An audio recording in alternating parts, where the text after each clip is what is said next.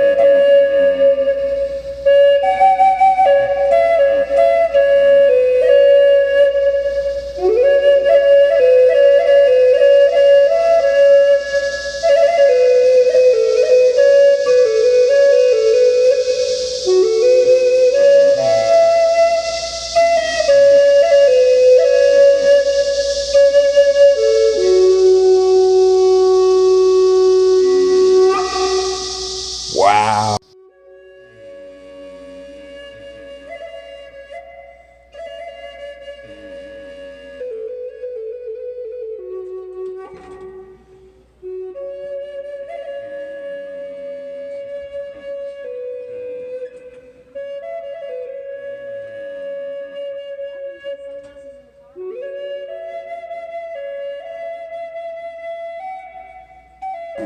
Though this one's a replica, you can see the original, how beautiful that architecture would have been. This is from Castle A, so we'll see that in a minute.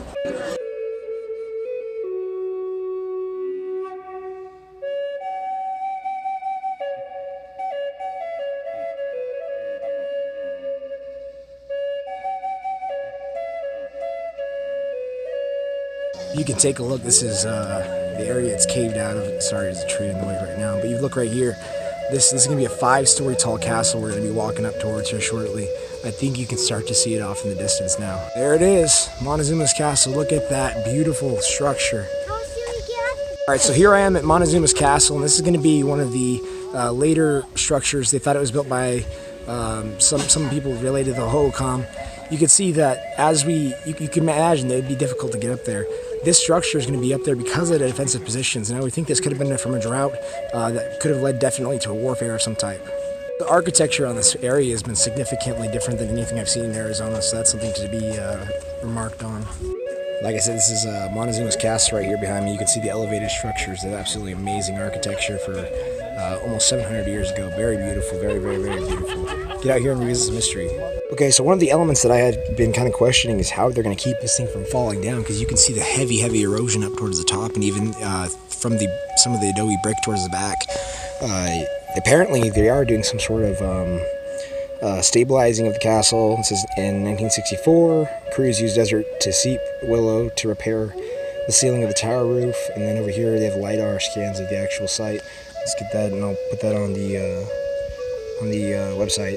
Over here you can see it looks like a second cliff dwelling. You got them everywhere, but that's a pretty large one compared to...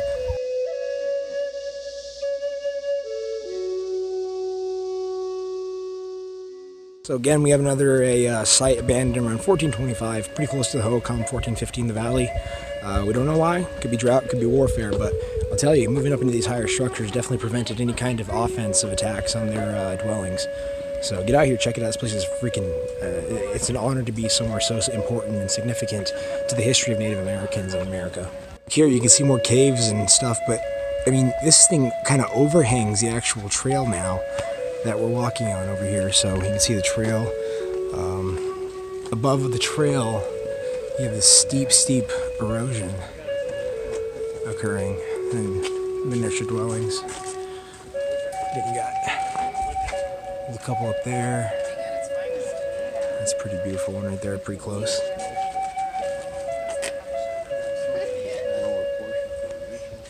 So it's up this pathway.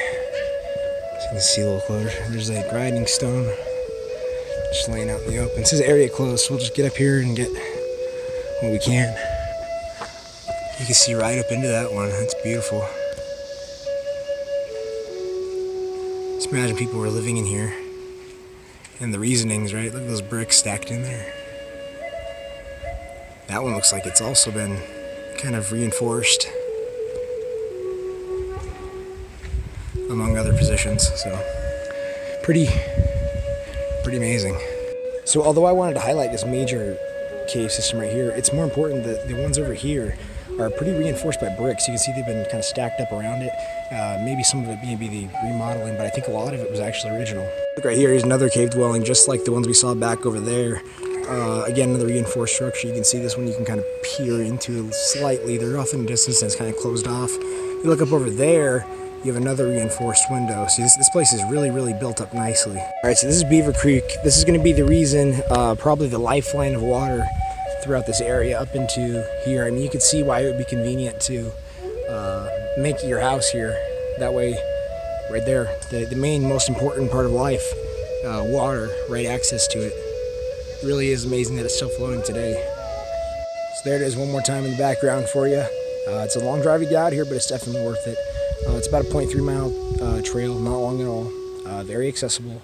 It's paved for the most part. You got sidewalk, and unfortunately you just can't get too close to the actual monument, but still it's a beautiful trip. It's a great trip.